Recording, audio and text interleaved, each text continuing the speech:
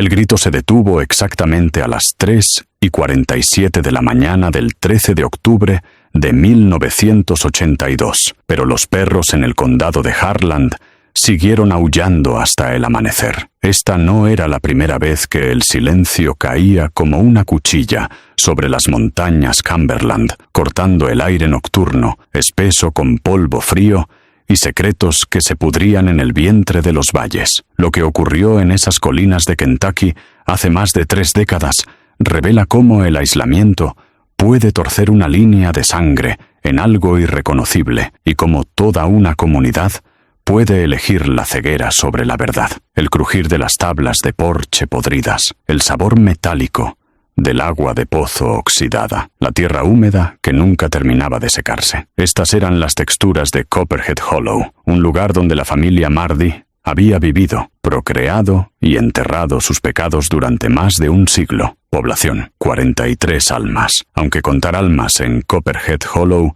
siempre resultaba complicado. El valle se extendía como una cicatriz entre 2 crestas, accesible solo por un camino de grava que el condado dejó de mantener en algún momento de los años 60. El correo llegaba 2 veces por semana cuando el cartero lo recordaba. La electricidad llegó en 1974, pero la mayoría de las familias seguían usando lámparas de queroseno por costumbre o por orgullo obstinado. El complejo Macready se encontraba en el callejón sin salida del valle, donde el arroyo giraba alrededor de un grupo de remolques y cobertizos que parecían multiplicarse como hongos después de la lluvia. Para 1980, 3 generaciones de los Macready vivían a gritos de distancia unos de otros. El patriarca Ezequiel, sus 6 hijos y una creciente camada de nietos cuya ascendencia se difuminaba como acuarelas bajo la lluvia. El árbol genealógico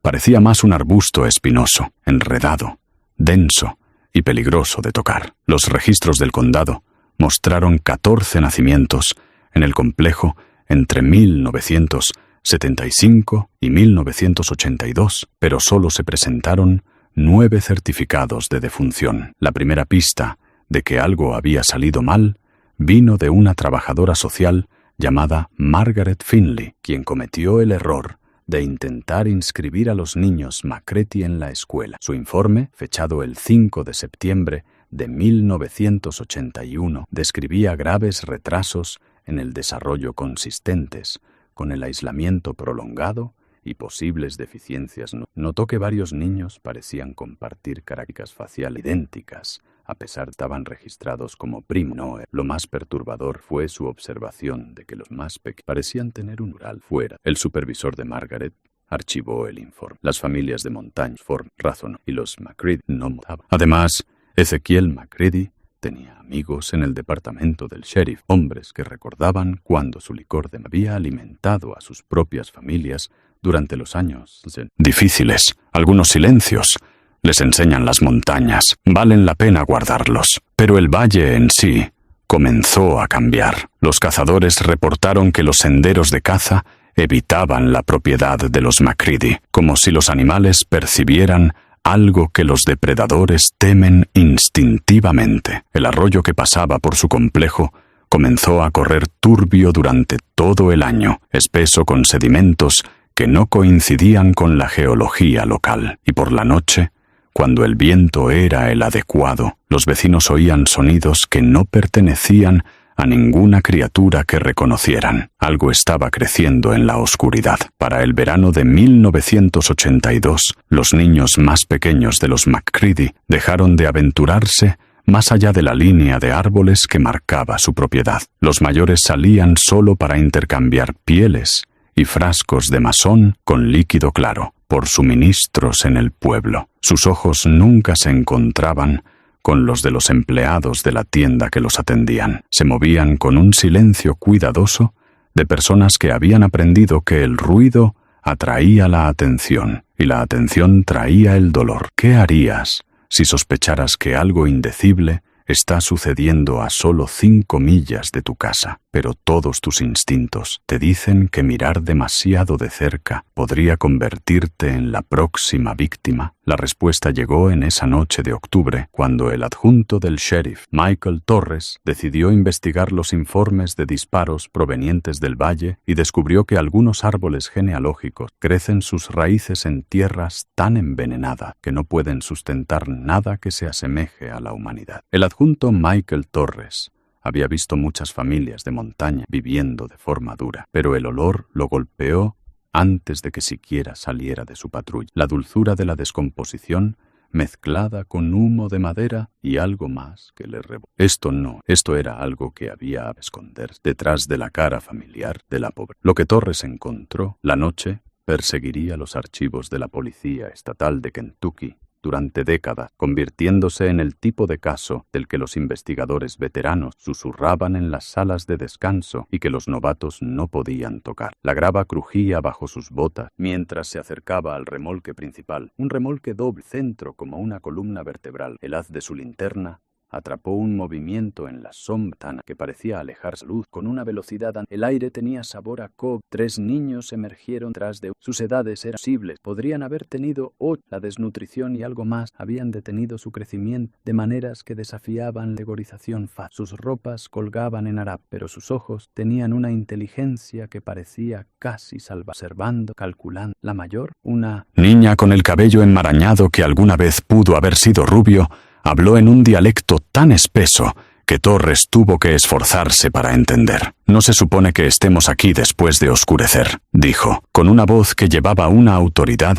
que pertenecía a alguien mucho mayor. A abuelo no le gustan los extraños. Torres se identificó. Explicó que estaba respondiendo a informes de disparos. Los niños intercambiaron miradas que parecían comunicar volúmenes sin palabras. La niña inclinó la cabeza hacia el remolque más grande, donde la luz cálida se filtraba a través de las cortinas rotas. A través de las delgadas paredes, Torres podía oír lo que sonaba como una cena familiar. El tintineo de utensilios, conversaciones bajas, alguien riendo ante un chiste que no podía entender completamente. Su radio crepitó. «Unidad 7. ¿Cuál es tu estado?» Torres dudó. El protocolo exigía que pidiera refuerzos, pero los refuerzos estaban a 40 minutos de distancia por caminos montañosos que se volvían traicioneros después del anochecer. Los niños lo observaban con la paciencia de los cazadores que habían aprendido a esperar a que su presa cometiera el primer error. Cuando tocó la puerta del remolque, los sonidos dentro se detuvieron inmediatamente. Silencio absoluto, como si todos se hubieran esfumado. Luego, pasos lentos, deliberados y medidos. La puerta se abrió para revelar al propio Ezequiel McCready, un hombre que Torres reconoció de viejas fotos de arresto, aunque los años lo habían convertido en algo más duro y anguloso. Su sonrisa reveló dientes afilados en punta, una modificación que Torres nunca había visto fuera de los archivos de pandillas carcelarias. «Buenas noches, oficial. Un poco tarde para visitas sociales, ¿no?» Detrás de Ezequiel, Torres podía ver hacia el interior de la habitación principal del remolque. Una larga mesa dominaba el espacio, dispuesta para lo que parecía un festín. El vapor se elevaba de los platos de servir y el rico olor de carne cocida llenaba, pero algo sobre la escena se sentía. Las proporciones estaban equivocadas, las sombras caían extrañas, y los otros miembros de la familia que estaban alrededor de la mesa parecían congelados, sus tenedores a medio camino.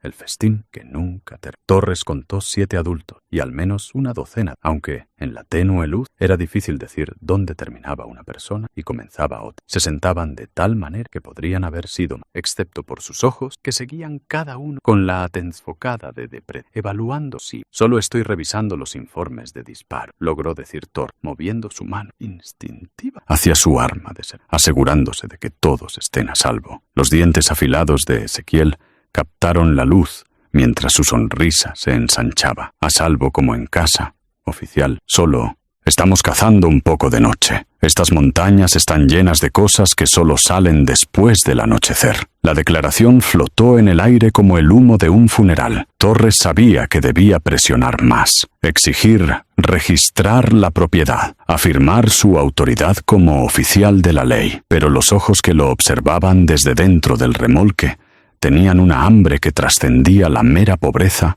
o desesperación. Esto era algo que había estado alimentándose durante mucho tiempo y que había desarrollado un gusto por algo más que los ciervos y conejos que rondaban por esas colinas. ¿Qué hace un hombre de la ley cuando se da cuenta de que algunas leyes nunca debieron llegar a ciertos rincones oscuros del mundo? Mientras se daba la vuelta hacia su patrulla, vio algo que aparecería en sus pesadillas durante años: una bicicleta infantil parcialmente enterrado detrás del remolque principal. Sus pequeñas ruedas seguían girando lentamente con la brisa de la montaña. La bicicleta pertenecía a Amy Chen, de 7 años, quien había desaparecido de un viaje de campamento cerca del parque estatal Pine Mountain 6 meses antes. Torres la reconoció de inmediato. El marco púrpura con cintas plateadas que había sido pegado en todos los volantes de personas desaparecidas en el este de Kentucky. Esta única pieza de evidencia transformó lo que podría haberse descartado como una rareza de montaña en algo mucho más siniestro, conectando el complejo McCready con una serie de desapariciones que se extendían por casi 2 décadas. Torres fotografió la bicicleta con manos que temblaban a pesar de sus años de entrenamiento. Las cintas se movían con la brisa nocturna como dedos que lo invitaban a adentrarse más en los secretos del valle. Los registros de la policía estatal luego revelarían un patrón que la ley local había fallado en notar: niños desapareciendo a lo largo de un corredor que se extendía desde el condado de Harland hacia el norte por los condados de Pike y Floyd, siempre de familias que estaban acampando, caminando o viajando por las áreas remotas de montaña. 23 niños entre 5 y 12 años habían desaparecido en esa región desde 1964. 23 familias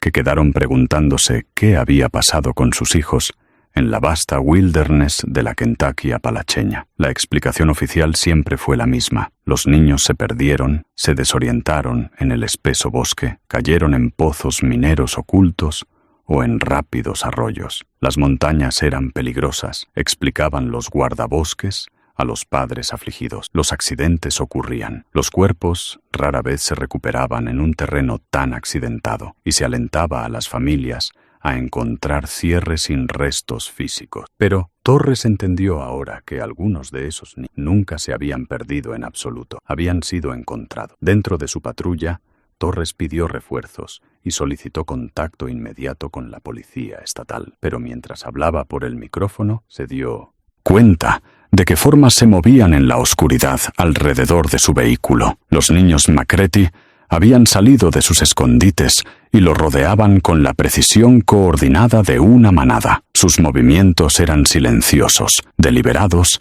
y completamente inhumanos en su sincronización. La niña mayor apareció en la ventana del pasajero, su rostro presionado contra el cristal. A la luz verde de su tablero, Torres pudo ver que sus dientes caninos habían sido afilados en punta, igual que los de su abuelo. Movió los labios, pero Torres no pudo oír lo que decía a través del cristal. Pero su significado era claro. Él no dejaría el valle esa noche. Su radio estalló en estática. No importaba cómo ajustar la frecuencia. No podía contactar con la central. Los niños comenzaron a balancear su patrulla, primero suavemente, luego con creciente violencia. Torres sacó su arma de servicio, pero se encontró incapaz de apuntarla a los niños, incluso a los niños cuyos ojos reflejaban la luz como depredadores nocturnos y cuyas uñas se habían afilado hasta convertirse en garras. La inocencia que nunca fue inocente. Desde su entrenamiento en la academia de policía, Torres recordó haber leído sobre el clan Sonny Bean en Escocia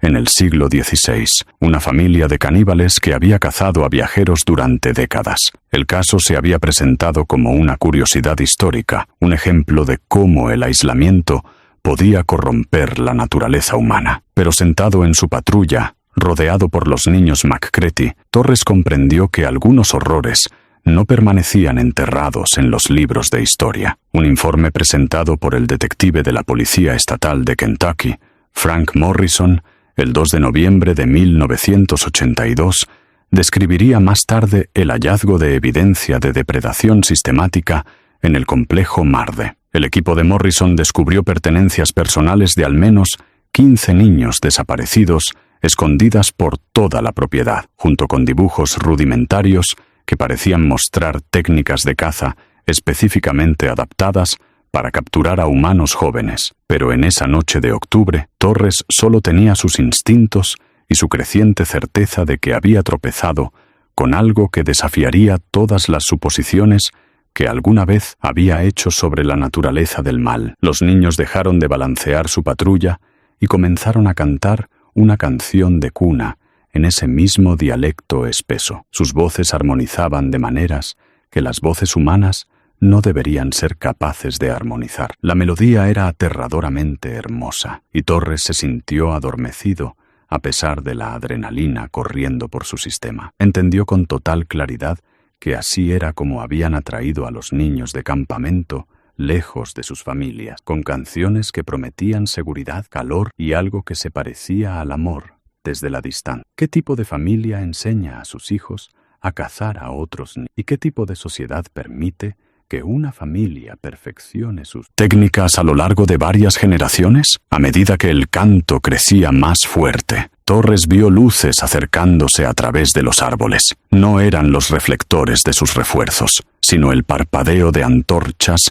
llevadas por los miembros adultos del clan Macy, que se dirigían hacia su posición con la paciente inevitabilidad de una marea creciente. Las antorchas se movían entre los árboles como estrellas caídas. Cada llama proyectaba sombras danzantes que transformaban el familiar bosque en un laberinto de amenazas acechantes.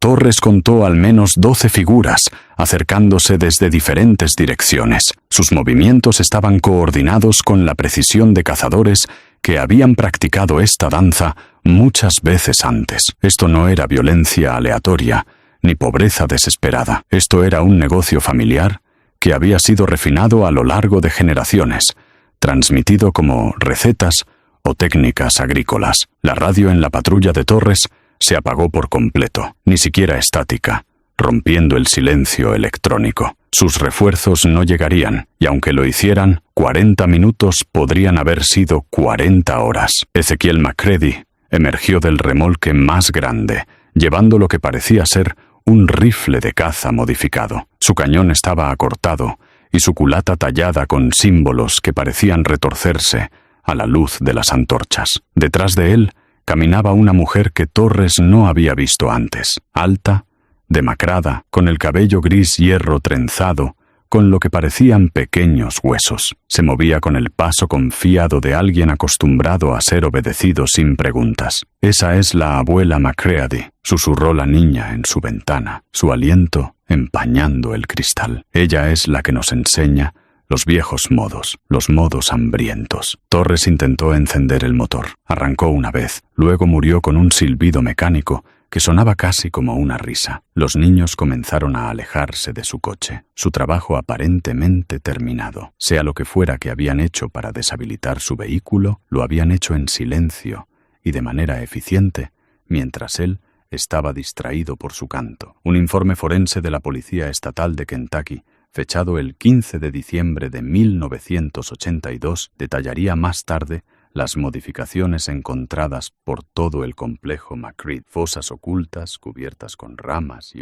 trampas de lazo hechas para humanos pequeños, y una red de túneles subterráneos que conectaban los distintos remolques y edificios auxiliares. La familia había convertido toda su propiedad en una reserva de caza diseñada para un tipo específico, pero Torres aún no sabía nada sobre los túneles. No sabía sobre las técnicas de preservación que la familia había desarrollado, ni sobre el cuidado con que llevaban un registro que seguía la edad, peso y el valor nutricional de cada. Todo lo que sabía era que estaba atrapado en un lugar donde las reglas normales de la acción habían ido durante tanto tiempo que su ausencia se había convertido en una tradición. Los portadores de antorchas habían formado un círculo suelto alrededor de su patrulla, permaneciendo justo fuera del alcance de sus faros. No avanzaban, pero tampoco retrocedían. Estaban esperando algo, quizás una señal, o simplemente el momento adecuado. Torres había investigado suficientes accidentes de caza para reconocer el comportamiento. Les estaban dando tiempo a su presa para que se agotara con el pánico antes de acercarse para matar. el hambre paciente. La abuela Macready levantó una mano esquelética y las figuras que la rodeaban dejaron de moverse. Su voz se escuchó claramente a través del valle, hablando en ese mismo dialecto espeso, pero con una autoridad que hacía que las palabras sonaran como antiguas invocaciones. Hace mucho tiempo que no teníamos un hombre de la ley. El último fue en el 68, un policía estatal que se mostró demasiado curioso acerca de los excursionistas desaparecidos. La radio estalló en estática. El informe oficial lo listó como desaparecido y presumiblemente muerto, víctima de un accidente de senderismo o posible juego sucio por parte de perpetradores desconocidos. Danny Kellerman luchaba muy bien, continuó la abuela Macready, su voz cargada con una nota de respeto profesional. Se necesitó a 3 de los chicos para derribarlo, pero era duro, todo músculo y cartílago. Tú pareces ser más tierno. Los niños habían desaparecido completamente ahora, desvaneciéndose de nuevo en la oscuridad con un silencio sobrenatural. Torres entendió que tomarían posiciones alrededor de su vehículo, bloqueando cualquier posible ruta de escape. Esta familia había estado perfeccionando sus técnicas de caza durante décadas, y él estaba a punto de convertirse en su última prueba de campo. ¿Qué haces cuando te das cuenta de que la placa y el uniforme que representan la ley y el orden no significan nada para personas que han creado su propio sistema de justicia, uno basado en el hambre en lugar de la moralidad? Como respondiendo a alguna señal inaudible, los portadores de antorchas comenzaron a moverse nuevamente, cerrando su círculo con la paciencia metódica de personas que sabían que su presa no tenía a dónde correr. Torres tomó su decisión en el espacio entre latidos del corazón. No iba a morir sentado en un coche patrulla deshabilitado, como un regalo envuelto. Pateó la puerta de su vehículo y rodó hacia la oscuridad más allá de los faros, utilizando cada sombra y depresión en el suelo para mantenerse oculto de los avanzados portadores de antorcha. Esta apuesta desesperada le salvaría la vida, pero también revelaría el verdadero alcance de lo que la familia Macready había construido en su aislado valle. A lo largo de 3 generaciones, el suelo bajo los pies de Torres se sentía mal, demasiado suave en algunos lugares, demasiado firme en otros, como si la tierra misma hubiera sido cada extenso. Minutos después de salir de su vehículo, descubrió por qué. Su pie rompió lo que parecía ser suelo sólido, revelando una entrada cuidadosamente camuflada a un sistema de túneles que recorría todo el valle. Los túneles fueron excavados a mano, pero reforzados expertamente con madera recuperada y metal corrugado, creando una red subterránea que conectaba todos los edificios en la propiedad de los Macready. Lo más perturbador fueron las cámaras laterales que vislumbró a la luz de su linterna que moría. Pequeños espacios tipo celdas con puertas de madera pesadas y sistemas de ventilación rudimentarios. Un informe de un antropólogo forense presentado 6 meses después describiría el hallazgo de restos de al menos 37 personas en diversas etapas de conservación en todo el sistema de túneles. El lenguaje clínico de la doctora Sara Martínez no pudo ocultar completamente su horror. La evidencia sugiere un procesamiento sistemático de restos humanos para consumo, con atención particular a las técnicas de conservación que extenderían el tiempo de almacenamiento en el ambiente húmedo de la montaña. Pero Torres no tenía el lujo de la indiferencia clínica. Podía oír a los Macready sobre el suelo, coordinando su búsqueda con silbidos y llamadas que sonaban más animales que humanas. La luz de las antorchas se filtraba ocasionalmente a través de las aberturas ocultas, creando patrones de luz y sombra que hacían de la navegación por los túneles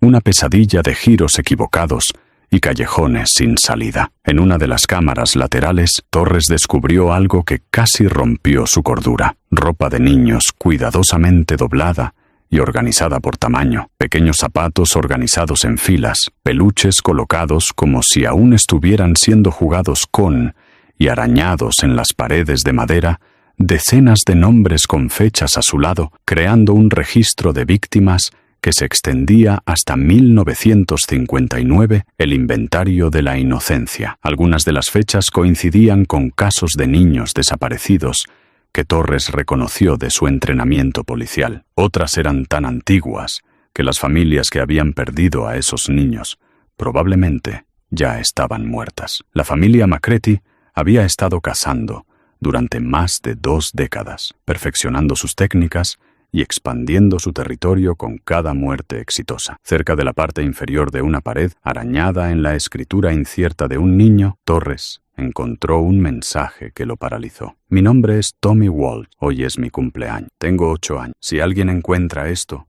dile a mi mamá y a mi papá que los amo y lamento haberme ido con la señora que canta. La entrada estaba fechada el 12 de agosto de 1970. Torres recordó el caso. Tommy Walsh había desaparecido durante un viaje de campamento familiar en el Bosque Nacional Daniel Boone. Sus padres habían gastado todos sus ahorros en investigadores privados y psíquicos, sin saber que su hijo había sobrevivido lo suficiente como para tallar su mensaje final en la pared de una prisión subterránea. Sobre el suelo, la búsqueda se estaba acercando. Torres podía oír pasos directamente encima de él y voces discutiendo la mejor manera de sacarlo de los túneles. Alguien mencionó inundar el sistema con humo. Otra voz sugirió usar a los perros, aunque Torres no había visto ningún perro en la propiedad. Entonces se dio cuenta de que no estaban hablando de animales. Dejen sueltos a los más pequeños. La voz de la abuela Macready resonó a través del sistema de túneles. Ellos conocen estos agujeros mejor que nadie y pueden oler el miedo a una milla de distancia. Los sonidos que empezaron a filtrarse desde arriba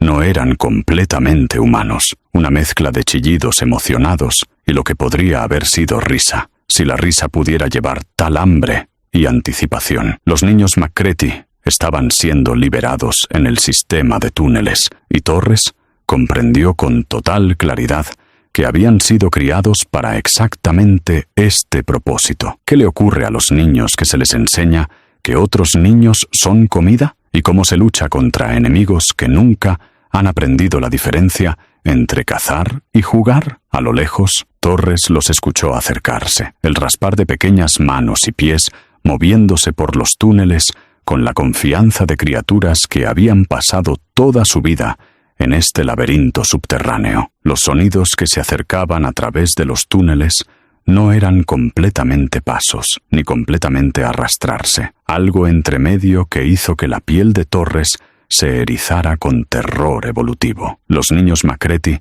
se movían por su dominio subterráneo con la fluidez de criaturas perfectamente adaptadas a su entorno. Este era su verdadero hogar, no los remolques desvencijados de arriba, que solo servían como camuflaje para los forasteros que visitaban. Aquí, en la oscuridad, los niños se habían transformado en algo que pertenecía más a las pesadillas que a cualquier versión reconocible de la sociedad humana. Sus ojos se habían adaptado a la penumbra perpetua, su oído se había agudizado para detectar el más mínimo movimiento y su comprensión de la moralidad había sido moldeada por lecciones que ningún niño debería aprender jamás. Torres se presionó contra una cueva estrecha e intentó controlar su respiración mientras pequeñas sombras se deslizaban por el túnel más allá. El informe oficial lo listó como desaparecido y presumiblemente muerto, víctima de un accidente de senderismo o posible juego sucio por parte de perpetradores desconocidos. Danny Kellerman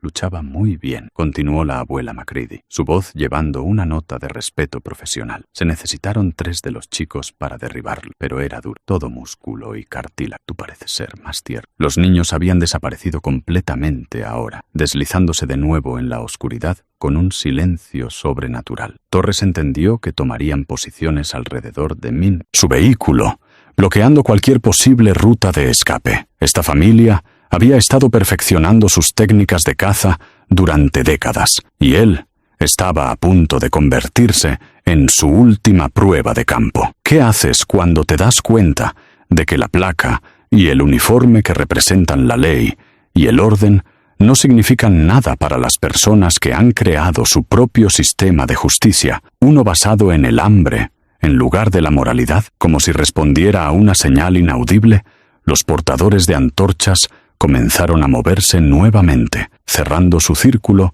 con la paciencia metódica de personas que sabían que su presa no tenía a dónde correr. Torres tomó su decisión en el espacio entre latidos del corazón. No iba a morir sentado en un coche patrulla deshabilitado, como un regalo envuelto. Pateó la puerta de su vehículo y rodó hacia la oscuridad más allá de los faros, utilizando cada sombra y depresión en el suelo para mantenerse oculto de los avanzados portadores de antorchas. Esta apuesta desesperada le salvaría la vida, pero también revelaría el verdadero alcance de lo que la familia McCready había construido en su aislado valle. A lo largo de 3 generaciones, el suelo bajo los pies de Torres se sentía mal, demasiado suave en algunos lugares, demasiado firme en otros, como si la tierra misma hubiera sido modificada extensamente. Minutos después de salir de su vehículo, descubrió por qué. Su pie rompió lo que parecía ser suelo sólido, revelando una entrada cuidadosamente camuflada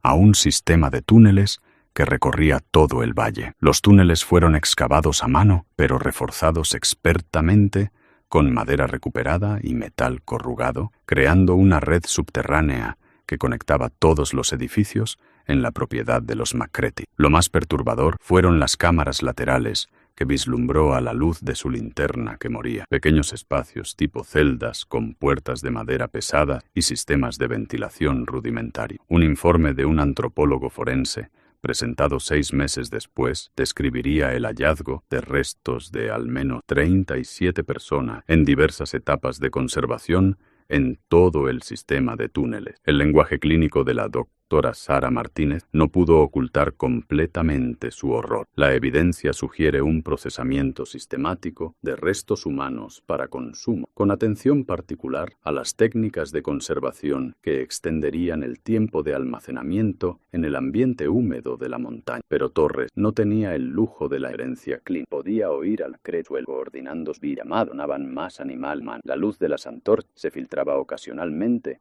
a través de las aberturas ocultas, creando patrones de luz y sombra que hacían de la acción por los túneles una villa de bocados y callejón. En una de las cámaras laterales, Torres descubrió algo que casi rompió su cordura. Ropa de niños cuidadosamente doblada y organizada por tamaño. Pequeños zapatos organizados en filas. Peluches colocados como si aún estuvieran siendo jugados con y arañados en las paredes de madera.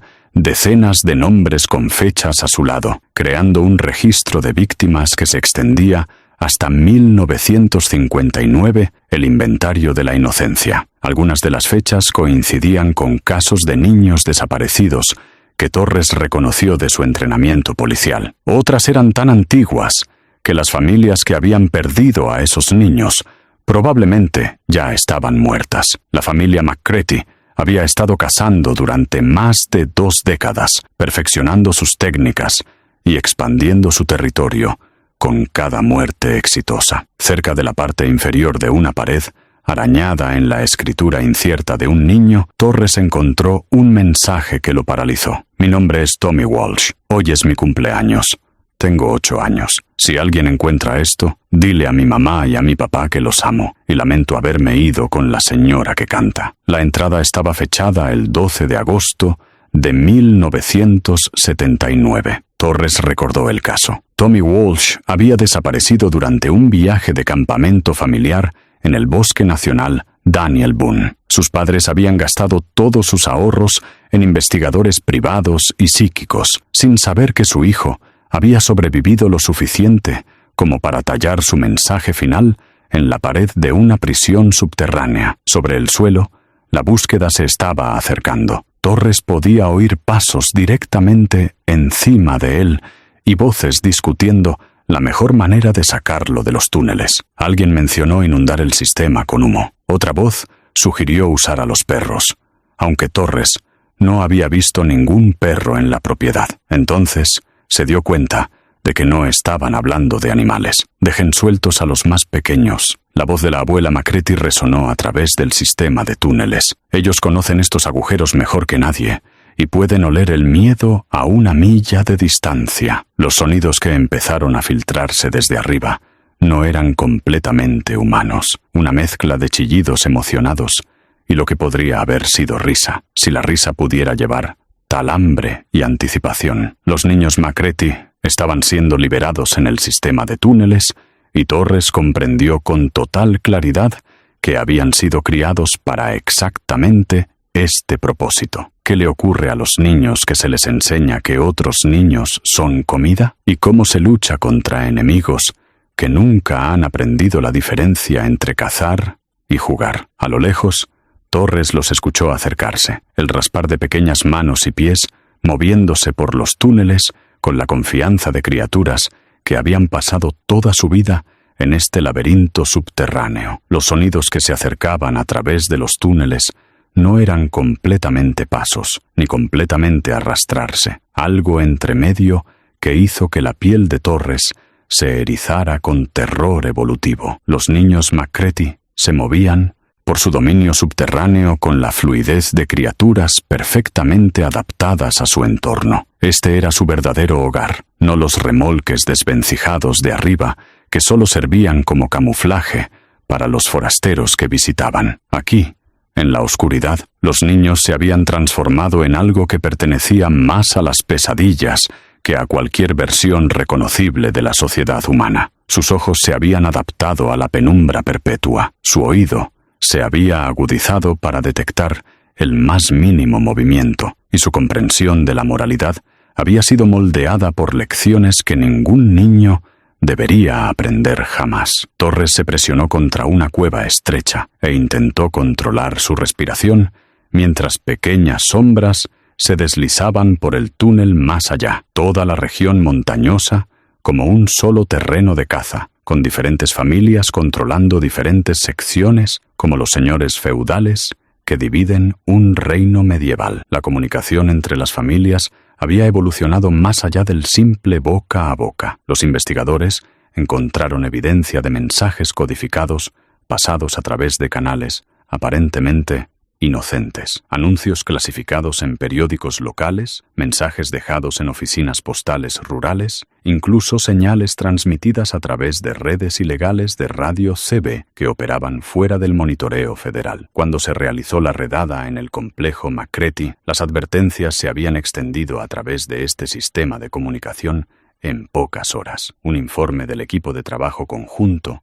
elaborado por el FBI y el ATF en marzo de 1983, documentó al menos 7 grupos familiares relacionados operando en Kentucky, Virginia Occidental, Tennessee y Carolina del Norte. Cada grupo controlaba un territorio que incluía áreas populares de camping, senderos de caminatas y rutas escénicas que atraían a los tipos de viajeros aislados que se convertían en objetivos ideal. El festín que viajaba. El clan Buchanan en Virginia Occidental se había especializado en atacar a los autostopistas a lo largo de tramos remotos de la Interestatal 77. La familia Crowley en Carolina del Norte se había centrado en los mochileros que usaban el Appalachian Trail. Cada grupo había desarrollado técnicas adaptadas a sus propios terrenos de caza, pero todos compartían la misma metodología: identificar víctimas, atraerlas a lugares remotos y deshacerse de las pruebas en áreas donde las búsquedas serían difíciles o imposibles. Lo que hacía que la red fuera particularmente difícil de detectar era su cuidadosa atención a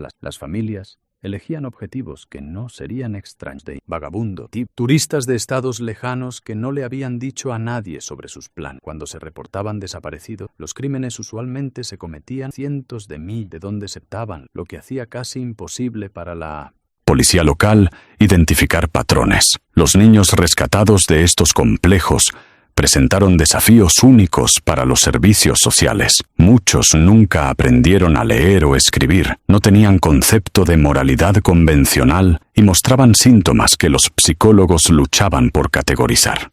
La doctora Amanda Foster, quien trabajó con varios de los niños rescatados, escribió: «Estos sujetos han sido condicionados para ver la depredación como una actividad familiar normal.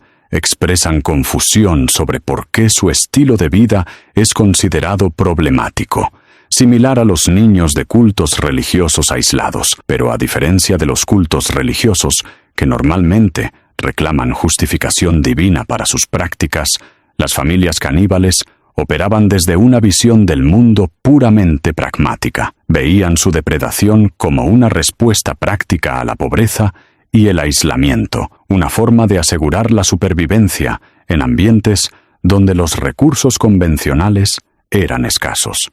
Varios miembros de la familia, cuando fueron entrevistados por separado, expresaron genuino desconcierto sobre por qué la sociedad consideraba sus prácticas inmorales. Ezekiel McCready, durante su interrogatorio el 20 de octubre de 1982, proporcionó a los investigadores su primera visión integral de la estructura de la red. Hemos estado haciendo esto desde la época de mi abuelo. Él lo aprendió de su abuelo, que lo aprendió del viejo país. No hay nada nuevo en esto. Solo la gente cuidando a los suyos cuando las cosas se ponen difíciles. Las referencias al viejo país llevaron a los investigadores a una investigación histórica que reveló prácticas similares entre poblaciones aisladas en las zonas rurales de Escocia e Irlanda durante los siglos XVIII y XIX, exactamente las regiones de donde muchas familias de los Apalaches se habían inmigrado originalmente. El canibalismo no era un desarrollo reciente provocado por la pobreza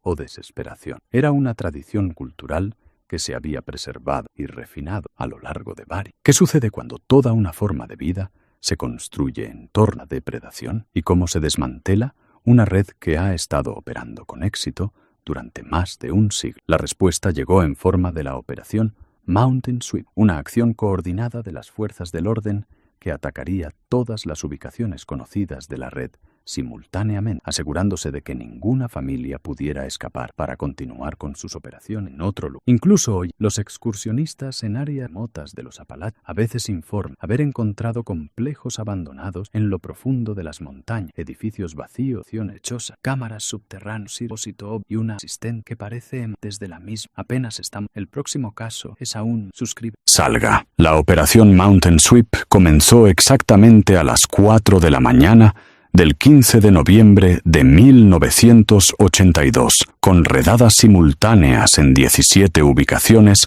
a través de 4 estados, la mayor acción coordinada de las fuerzas del orden en la historia de los Apalaches. Los resultados superaron incluso las proyecciones más pesimistas de los investigadores federales. Esta fase final de la investigación revelaría que la red de familias caníbales no había estado operando durante décadas, sino durante más de un siglo, con algunas líneas familiares que remontaban sus prácticas depredadoras hasta el siglo XIX. Lo que había comenzado como tácticas desesperadas de supervivencia durante los años más difíciles del asentamiento montañés se había convertido en un estilo de vida sostenible que había reclamado cientos de víctimas a lo largo de varias generaciones.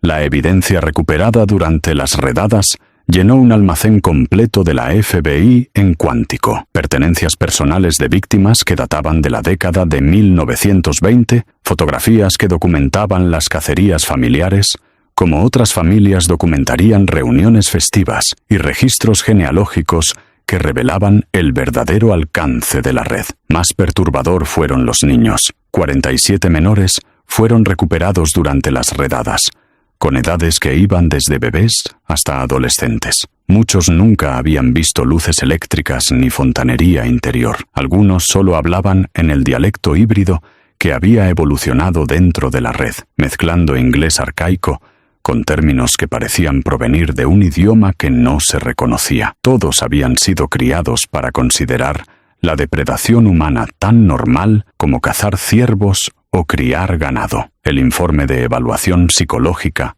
realizado por la doctora Patricia Henley sobre los niños rescatados, escrito en su informe final, decía: estos sujetos representan un caso único de estudio en el acondicionamiento ambiental. Han sido sistemáticamente aislados de los marcos morales convencionales y entrenados para ver comportamientos que la sociedad considera como los más atroces, como actividades rutinarias de la familia. La necesidad heredada. Los miembros adultos de la familia mostraron grados variables de cooperación con los investigadores. Algunos, como Ezekiel McCready, parecían genuinamente confundidos por los procedimientos legales en su contra. Otros mostraron una inteligencia astuta que les había permitido operar sin ser detectados durante tanto tiempo, proporcionando información mínima mientras protegían cuidadosamente a otros miembros de la red que podrían haber escapado de las redadas. La abuela Macready, la matriarca reconocida de la red, resultó ser la entrevistada más espeluznante. Su declaración a los agentes del FBI el 20 de noviembre de 1982 proporcionó la visión más clara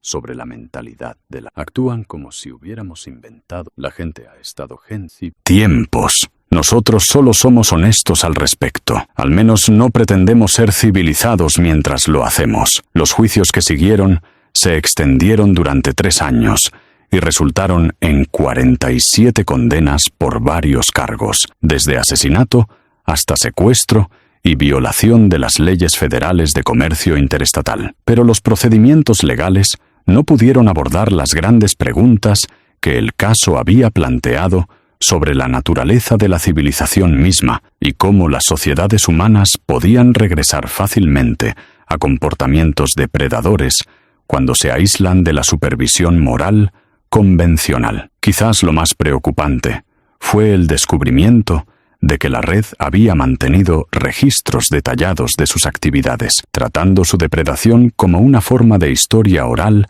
que debía preservarse para las futuras generaciones. Los niños habían sido enseñados canciones que celebraban las cacerías exitosas, historias que transmitían conocimientos tácticos y rituales que reforzaban su separación del mundo blando más allá de las montañas. El último miembro activo de la red, una mujer llamada Sarah Buchanan, fue arrestada en Virginia Occidental en 1985 mientras intentaba establecer un nuevo terreno de caza cerca del New River Gorge. Su captura marcó el fin oficial de la operación Mountain Sweep, pero los investigadores sabían que otros, las familias aisladas, podrían estar continuando las prácticas en lugares que nunca se habían identificado. El suboficial Michael Torres, cuyo descubrimiento del complejo Macready había desatado toda la investigación, se retiró de la policía en 1984. Se mudó a un pequeño pueblo en Florida, tan lejos de las montañas como pudo, pero los vecinos informaron que mantenía todas las cortinas cerradas y nunca respondía a la puerta después del anochecer. ¿Qué haces con el conocimiento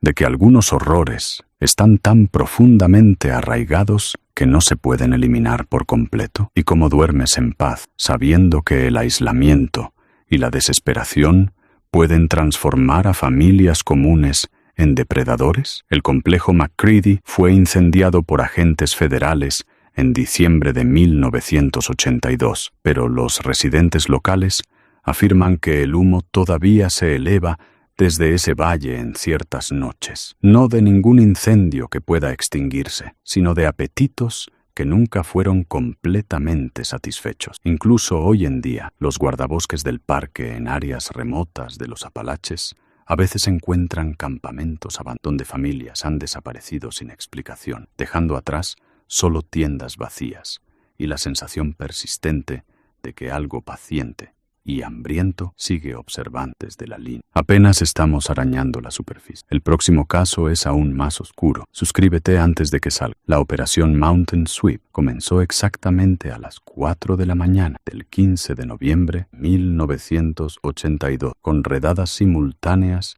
en 17 ubicaciones en 4 estados. La mayor acción coordinada de las fuerzas del orden en la historia de los Apalaches. Los resultados superaron incluso las proyecciones más pesimistas de los investigadores federales. Esta fase final de la investigación revelaría que la red de familias caníbales no había estado operando durante décadas, sino durante más de un siglo, con algunas líneas familiares que remontaban sus prácticas depredadoras hasta el siglo XIX. Lo que había comenzado como tácticas desesperadas de supervivencia durante los años más difíciles del asentamiento montañés, se había convertido en un estilo de vida sostenible que había reclamado cientos de víctimas a lo largo de varias generaciones. La evidencia recuperada durante las redadas llenó un almacén completo de la FBI en Cuántico. Pertenencias personales de víctimas que databan de la década de 1920, fotografías que documentaban las cacerías familiares, como otras familias documentarían reuniones festivas, y registros genealógicos que revelaban el verdadero alcance de la red. Más perturbador fueron los niños. 47 menores fueron recuperados durante las redadas, con edades que iban desde bebés hasta adolescentes. Muchos nunca habían visto luces eléctricas ni fontanería interior. Algunos solo hablaban en el dialecto híbrido que había evolucionado dentro de la red, mezclando inglés arcaico con términos que parecían provenir de un idioma que no se reconocía. Todos habían sido criados para considerar la depredación humana tan normal como cazar ciervos o criar ganado. La doctora Patricia Henley, la psicóloga clínica asignada para evaluar a los niños rescatados, escribió en su informe final: estos sujetos representan un caso único de estudio en el acondicionamiento ambiental. Han sido sistemáticamente aislados de los marcos morales convencionales y entrenados para ver comportamientos que la sociedad considera como los más atroces, como actividades rutinarias de la familia. La necesidad heredada. Los miembros adultos de la familia mostraron grados variables de cooperación con los investigadores. Algunos, como Ezekiel McCready, parecían genuinamente confundidos por los procedimientos legales en su contra. Otros mostraron una inteligencia astuta que les había permitido operar sin ser detectados durante tanto tiempo, proporcionando información mínima mientras protegían cuidadosamente a otros miembros de la red que podrían haber escapado de las redadas.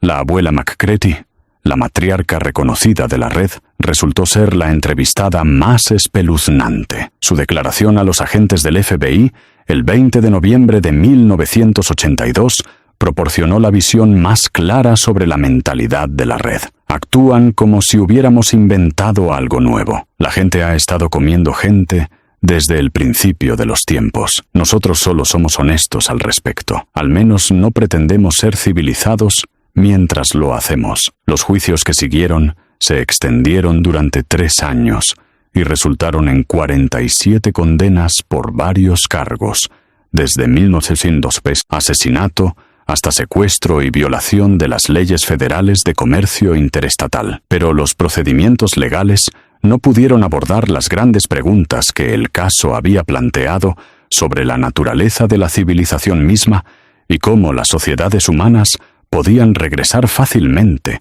a comportamientos depredadores cuando se aíslan de la supervisión moral convencional. Quizás lo más preocupante fue el descubrimiento de que la red había mantenido registros detallados de sus actividades, tratando su depredación como una forma de historia oral que debía preservarse para las futuras generaciones. Los niños habían sido enseñados canciones que celebraban las cacerías exitosas, historias que transmitían conocimientos tácticos y rituales que reforzaban su separación del mundo blando más allá de las montañas. El último miembro activo de la red, una mujer llamada Sarah Buchanan, fue arrestada en Virginia Occidental en 1985, mientras intentaba establecer un nuevo terreno de caza cerca del New River Gorge. Su captura marcó el fin oficial de la operación Mountain Sweep, pero los investigadores sabían que otras familias aisladas podrían estar continuando las prácticas